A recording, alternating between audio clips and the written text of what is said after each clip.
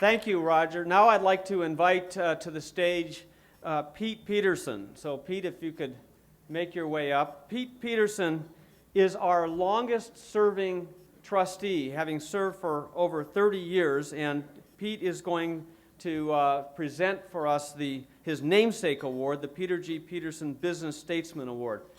Pete was heralded in the Washington Post as the original business statesman when Pete asked, "Where have all the business patriots gone?" And he remarked that too few corporate CEOs today are actively engaged in public policy debates.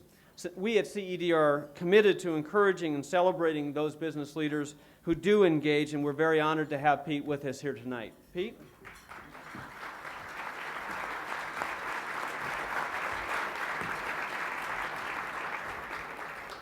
Steve, thank you for your kind words and your leadership at CED. As Steve mentioned, my name is Pete Peterson. For those who don't recognize me, I'm the one who for decades now has railed relentlessly, boringly, and volubly about the country's unsustainable long-term debt. I have a couple of duties tonight, one of which is to show you what negative charisma looks like and sounds like. I promise to be mercifully brief in order that you may hear from the evening's extraordinary honorees. Rarely have I seen such an impressive group. Great business leaders, but also committed to being involved and acting in the public interest. So I'm very pleased to be part of the process of presenting the Business Statesman Award to Howard Schultz. Howard, I'll be honest with you. There's good news and bad news about this award. The good news is that you're receiving the Business Statesmanship Award. The bad news is that it's named after me.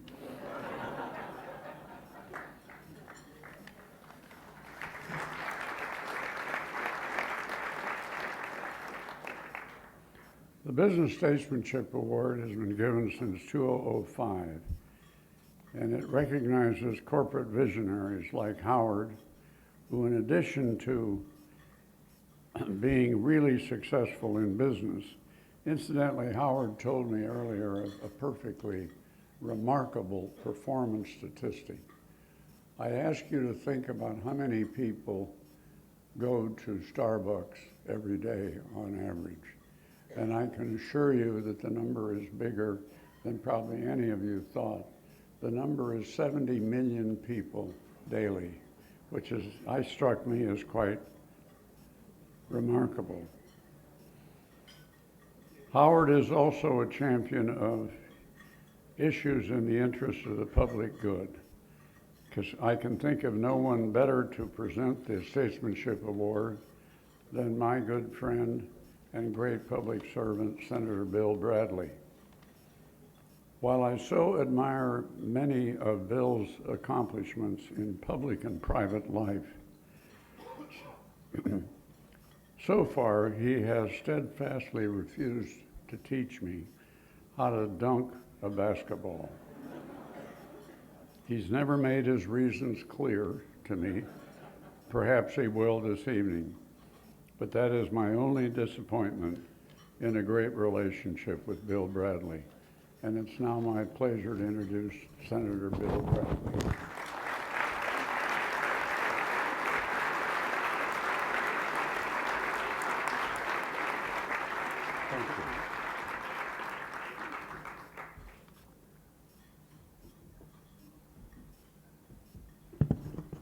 Thank you very much, Pete. I've been in this room before, and I can tell you as a speaker, I'll have an advantage over all other speakers. Test your peripheral vision. I want to make 2 points about Howard Schultz and introduce him. First of all, above all else, Howard is an innovator. Whether it's a new drink, Frappuccino, whether it's a new kind of food, La Boulange pastries, whether it's an early adoption of mobile payments, whether it's a really interesting change in supply chains that actually saves a lot of money, or whether it's seeing early the importance of social networks. Pete mentioned 70 million people a week. It is not a day, a week. But Starbucks has 35 million friends on Facebook. Now, that's innovation. And Starbucks next year will not be anything similar to Starbucks this year, just as Starbucks this year was not similar to Starbucks last year. Howard and Starbucks rides the wave of change with great ability. He's also created a culture in which there are no bad ideas, and therefore we get a lot of very good ideas from customers, from employees. So he's an innovator. Second, he has woven a set of values into the very fabric of the company.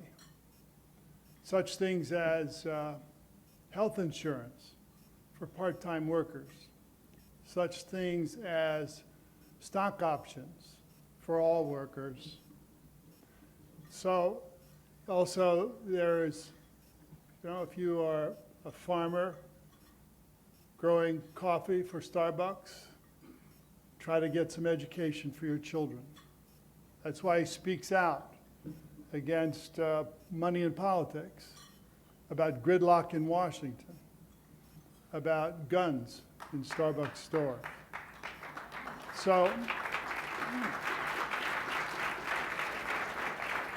I want to introduce the founder of Starbucks, a genius merchant, and my friend, Howard Schultz.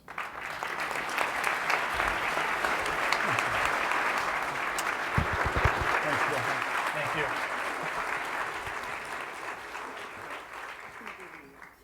I think Bill should have been accepting the award from me, as opposed to introducing me. Mr. Peterson, I'm honored to receive the award in your name, and I thank the CED for just a unique opportunity to stand before you. I mentioned earlier to a number of people, I don't know if I'm worthy of this, but I deeply appreciate it. In 1987, Starbucks had 11 stores and 100 employees. And we set out to build a national brand around coffee. But equally, and for some of us, more importantly, we set out to build a different kind of company. A company that would balance profitability with a social conscience. As Bill mentioned, the first things we did, even when we were private and not making money, is health insurance for every employee and equity in the form of stock options, even for part-time workers. But I'm not, thank you. I'm not here, honestly, to talk too much about Starbucks. Given the opportunity to stand before you, and since the award says statesman in it, I'd like to just use this opportunity to talk about my concern for the country. And I think whether this room is made up of Republicans or Democrats or independents, I think we all can agree on one thing. Perhaps next week when we're sitting at our table for Thanksgiving, we know in our hearts and in our minds that there's something seriously wrong in terms of the direction of the country. $17 trillion in debt. Half the states in America are in a budget deficit. State of California has $120 billion in pension liabilities. State of Illinois, $134 billion in pension liabilities. The unemployment issue, the President's Affordable Care Act. We could go on. In the last year, all of us at Starbucks have asked ourselves a very important question, and that is, what is the role and responsibility of a for-profit company, and what is the role and responsibility of business leaders? I think we're all witnessing a different time in the country and in the world. A different time when I think it is no longer acceptable for any of us to be a bystander. There is a greater need than any other time, certainly in my lifetime, for all of us to recognize that we probably are on some level a collision course with time in terms of the economic issues facing the country and the millions of Americans who are being left behind. 2 weeks ago, Starbucks announced that we were going to hire at least 10,000 returning veterans and their spouses in the next 5 years.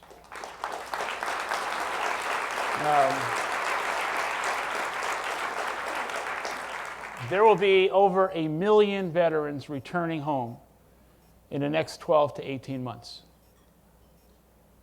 The fracturing of their lives and their inability to land softly in America is a significant, dramatic, tragic problem that is something that we all must understand and address for all these men and women who have been fighting for our freedom and the future of our country.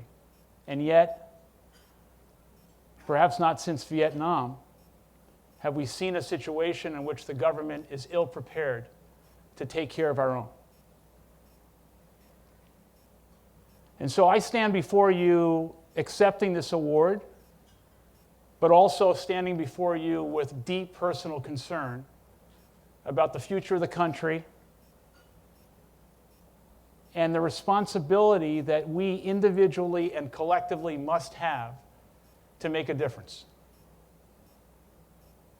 What we saw in the last month or so with the shutdown of the government is not only shameful, tragic, embarrassing, but an unbelievable example that is emblematic of what we are facing in this country in terms of the polarization, the dysfunction, and the lack of leadership in Washington.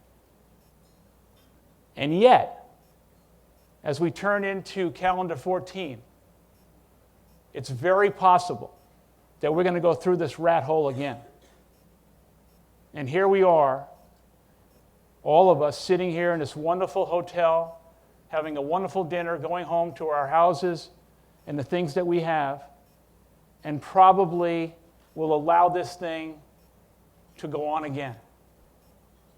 So I use this platform and this recognition as nothing more than a request, a respectful request, for all of us to understand that many, many people have come before us to give us the greatest nation that ever existed. But I also ask the rhetorical question, if you believe like I do, that the American dream and the American promise is perhaps not what it once was, and it's up to all of us individually and collectively to restore it and not wait for Washington. This is a moment in time that all of us should not look back on and be a bystander. This is a moment in time in which all of us must make a significant difference and put citizenship before partisanship. Thank you very much. Thank you. Thank you.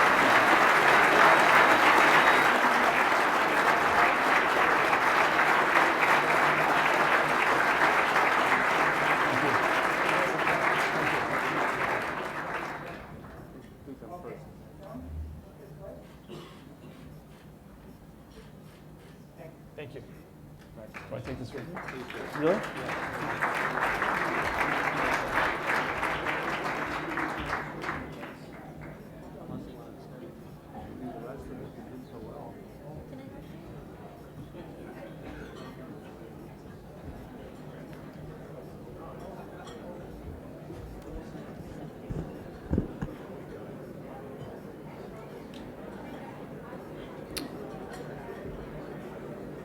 Thank you, Pete. Thank you, Senator.